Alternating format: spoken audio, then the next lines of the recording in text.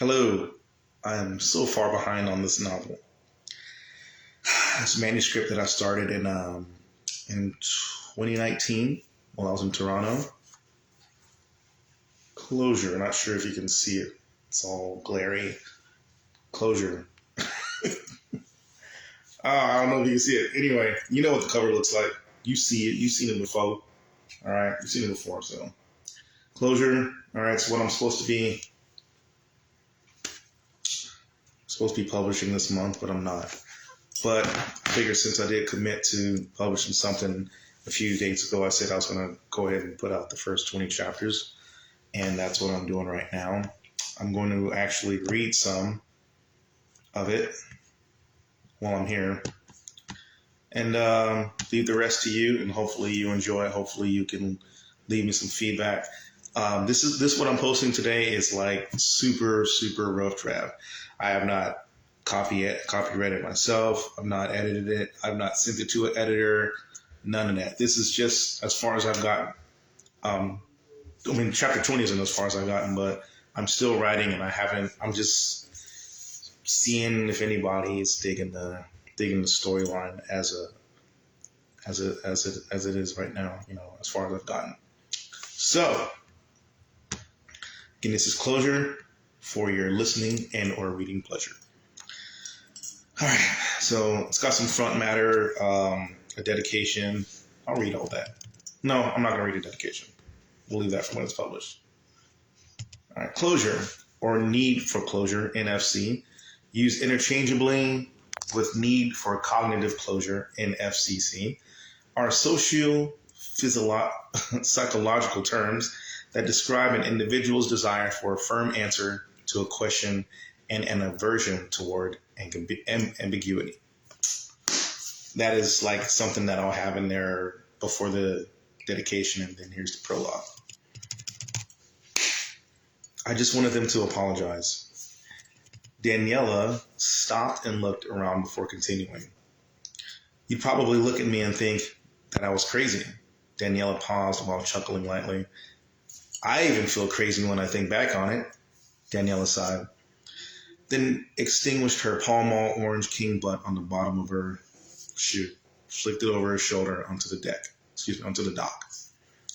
Even this, smoking. I'm a goddamn nutritionist, for fuck's sake. She laughed hysterically. I don't think men in general, understand how their actions affect us sometimes. And in this case, I just really needed to be heard. I needed them to understand my time, my money, my home, my love, and my family. A single tear fell abruptly from Daniela's eyes as she pursed her lips together and wrinkled her forehead, trying to continue unfazed.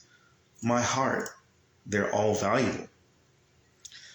The waves played a rhythmic and contrasting backdrop to Daniela's heartfelt sentiments. The sun, unshielded by clouds or haze, shone down on Eska's soul like no one within seeing distance should have a care or doubt in their mind about anything whatsoever. Daniela wore one of her typical sundresses that day, orange and long. All the way to her ankles where only her 99-cent shower shoes and orange polished toenails could be seen. The largest and most floppy white sun hat one had ever seen on anyone under 50 years of age, covered her Cartier Panther cat eye tortoiseshell acetate sunglasses, and those sunglasses all but covered the most sad, defeated, lost, and beautiful eyes. Eyes that were capable of telling an entire lifetime of sadness in just one glance. I just wanted them to apologize. Part 1, Amos, Chapter 1. I might read the first 2 or 3 chapters because there's several characters and they all got their own lanes. So their chapters may, they might collide or they might be individual, but there's a setting for each of them. There's a storyline and plot for mostly all of them. So I want to maybe read the first 3 or 4, kind of like Filipina if you read it. All right, Mom, I'll see you guys this weekend. Love you, Dad. Daniela yelled over her shoulder while closing the screen door to her parents' house. A house Daniela knew of all her life as home. The Cartwrights owned this home for generations. By the way, some of you guys might see some of the names that you suggested over the years for this manuscript in the storyline. Thank you for that. The Cartwrights owned this home for generations, an 1886 Greek Revival style home in between Kennesaw and Marietta, better known as Cobb County, Georgia. Their family had outgrown all the things symbolized by this house's features and price range, but it was more of a keepsake at this point. Mr. and Miss Cartwright never saw the reason to move or to own multiple homes, even though they easily could. While walking sprightly through the courtyard to the driveway in her favorite Chloe blue jean shorts with a random tank top, Daniela looked to her right and remembered the old swing set on their west side of their estate. Frolicking with her cousins on their heavily wooded property in long white dresses and white stockings on warm, sunny, early summer days. Days much like this one. Hair braided in pigtails. There wasn't a single sad memory from her childhood. By the time she reached her car, a silver 2015 Audi A4 she had just purchased on her own, she'd nearly hurt her cheeks with a smile so wide, quickly reminiscing of her earlier days. Though it still was big, the manor didn't seem quite as big as it did when she was little. Daniela looked down at her car while holding to the door handle, smiling now at the first car she had ever bought without her parents' help, a monumental occasion for her. While her now grown cousins, aunts and uncles, and other friends and family, some subtly and some not so subtly, kept their hands out to the Cartwrights. Daniela made it her goal to do things independently as often as possible. Mr. Cartwright took pictures of his little Azalea, as he called her at times, and her baby Audi, he'd joke, when she first brought the car from the dealership. Daniela's parents were proud of her. She was proud of herself. Not a second after she started, her car phone rang. Not a second after she started her car, her phone rang over the vehicle's Bluetooth multimedia system. Daniela was still trying to figure out how to operate it. Her last vehicle didn't have any of these amenities, any of these features. Should I use the word amenity? Oh, whatever. Anyway. Babe, Daniela called out into the air while fumbling her phone out of her Tory Burch handbag. Hey, Danny, you on your way to work? Amos asked. Yeah, babe, I can tell you're working on ahead right now. Yeah, I know. I'm working on getting some quieter clippers. Those things are expensive, you know, Amos replied as if routine. No, I can just tell you have the phone wedged between your shoulder and your ear right now, Daniela said while pulling off from the Cartwright's mansion. Oh, wow. That's borderline creepy. Shut up, Daniela chuckled. Oh my God. But you're right. As always, see you tonight?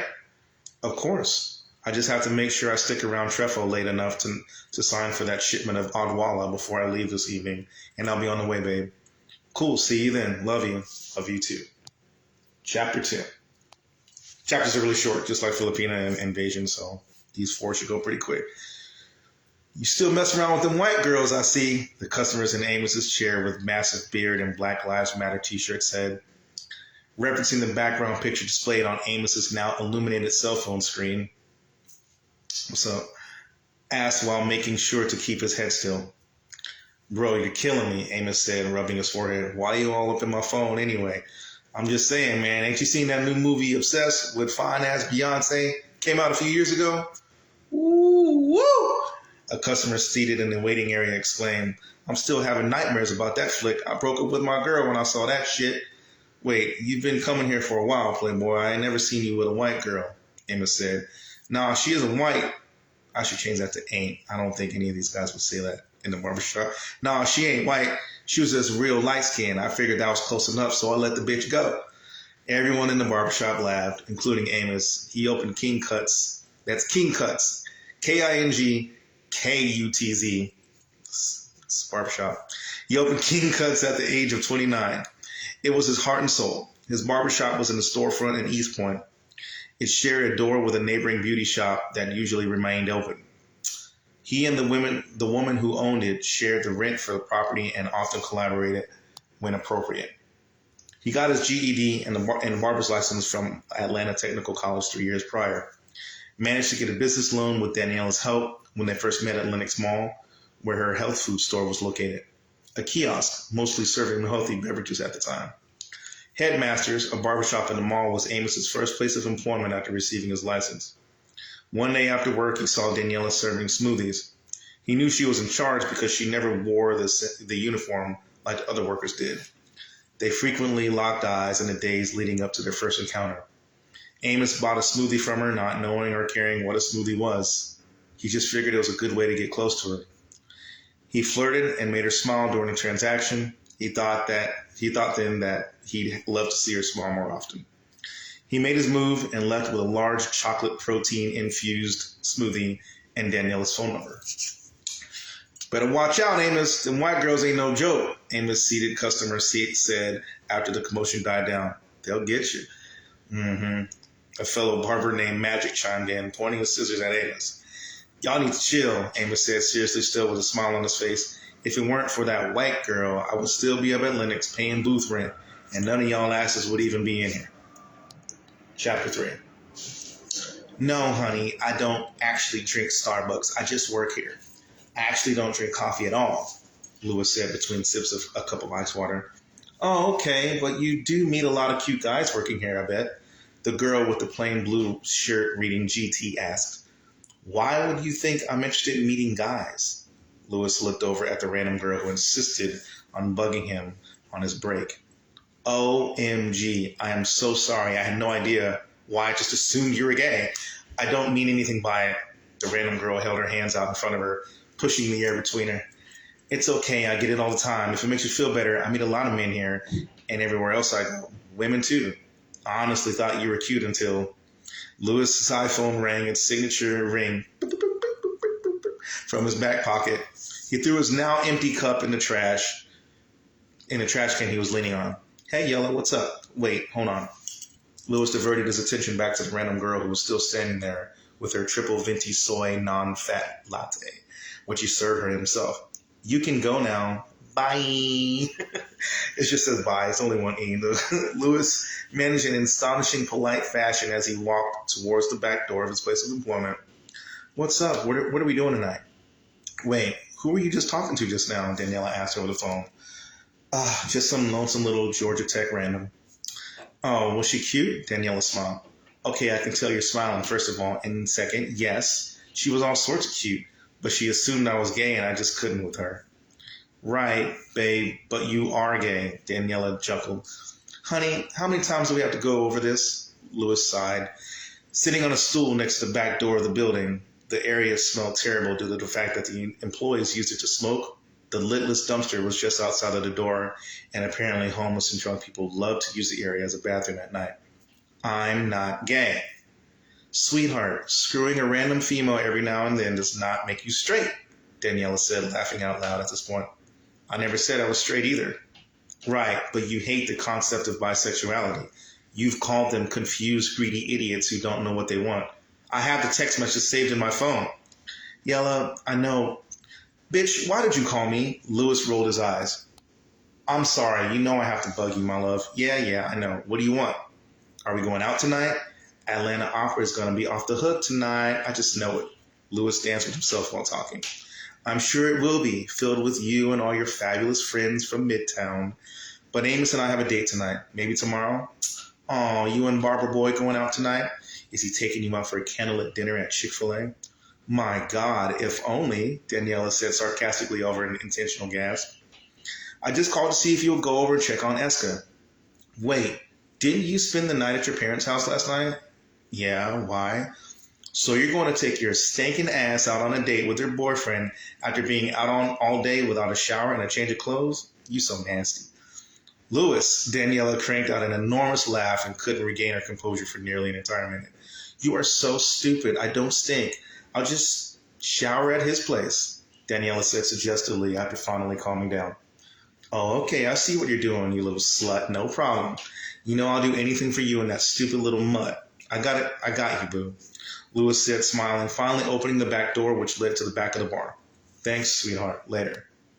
Chapter 4. I Can't Feel My Face by The Weeknd played at a generous volume over the wireless speaker inside Trefo. Daniela's health food store, conveniently located inside the Lenox shopping mall in the uptown portion of Atlanta. Her store had come a long way from its humble beginnings as a smoothie stand in the middle of the walkway, sitting between a bank of massage chairs and a mobile phone accessories kiosk. I have a... Clarissa held on to the last word as she stopped to read the label on the cup. Carrot cake smoothie for Jacob and a rich dark chocolate for Isaiah. Thank you. Thank you, ma'am. Oh, Isaiah, rich dark chocolate indeed. Ouch. Clarissa explained just after seeing Daniela walk into the large store entrance. Clarissa stood now, mouth wide open, trying to avoid eye contact. Daniela watched the male customer leave, shaking his head and smiling. He wasn't abnormally tall for an average man, however, a dark, handsome, and well-dressed man, Daniela thought, sporting blue slacks which broke just above the ankle to display decorative dress socks and shiny Oxfords. A well-fitting, light blue button shirt, buttoned all the way up to the top. He had large biceps and a matching ass. But still, as a taken woman and a manager, she looked over at her employee, now blushing, ready to be the boss she was. Clarissa, Daniela started over aside. I'm sorry, boss. I know that was unprofessional, but come on, did you see him?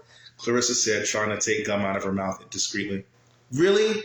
Daniela shifted her weight and let her bag drop from her shoulder to her hand. Boss, I'm sorry. I can do better, I promise, Clarissa smiled. Stop flirting with the customers, Daniela urged quietly. Yes, ma'am, Clarissa said seriously with a smile on her face that made her entire attitude seem sarcastic. Stop chewing gum in front of our customers, Daniela said with the same inflection. Yes, ma'am, Clarissa still smiling. It's called integrity. You need to behave the same way all the time, whether I'm in the store or not. Daniela raised her voice a little while stepping closer to the smoothie counter, which sat just inside of the entrance and off to the side. Next to it, a couple of open cold displays. One was for bottled, franchised health drinks like vitamin water, naked juice, Bold House. The other just for bottled water, big name brand water such as Fiji, Evian, and Smart Water. Can you handle that, Clarissa? I really don't have an issue with you enjoying your job, but the flirting, it's got to stop. If it's creepy when men do it, it's got to be the same for us. Does it, though? Yes. Oh, my God. I can't believe I even hired you here. Daniela started to walk away from her young, fun-loving, and busty red-headed cousin, Clarissa. You don't mean that. Trefle wouldn't be the same without me, Clarissa called out, wiping her hands on her navy blue thigh-length apron, which sported the company logo. Yes, I wouldn't be on the verge of being sued for sexual harassment without you, darling. Thanks, Daniela said, stopping to pick up something off the floor. By the way, what's Trefle even mean? Someone asked me today and I told him it was Spanish for 3 men, but I'm sure that's not right. Fuck me, Daniela whispered to herself with her head down. It's Greek for nourish. I told you that when I gave you the job, Daniela called out behind her back while walking back to her office. Maybe you did, Daniela started loudly, then quietly under her breath. And maybe I was high that day. Oh, hi, welcome to Trefle. Would you like to try our apple crisp smoothie today? All right, so that's it. That's the first 4 chapters in the prologue, and as you can see, I still find some of it funny, even though I really am not going for funny, but that's just how the setting is going. The setting's gone. So the other 16 chapters are going to be on WordPress tonight. If you'd like to continue reading them or read them whenever, please feel free to leave comments on WordPress about your reaction to it or your thoughts. I'd rather you not, but if you want to send in, spelling corrections or whatever, please do. But keep in mind, it hasn't been edited yet. So, but if you feel compelled to, any kind of help is welcome. So, first 20 chapters in the prologue. I hope you enjoy it. Read Closure 2023. Wish me luck. I'm hoping to get it done and get it published by this time next year. Thank you.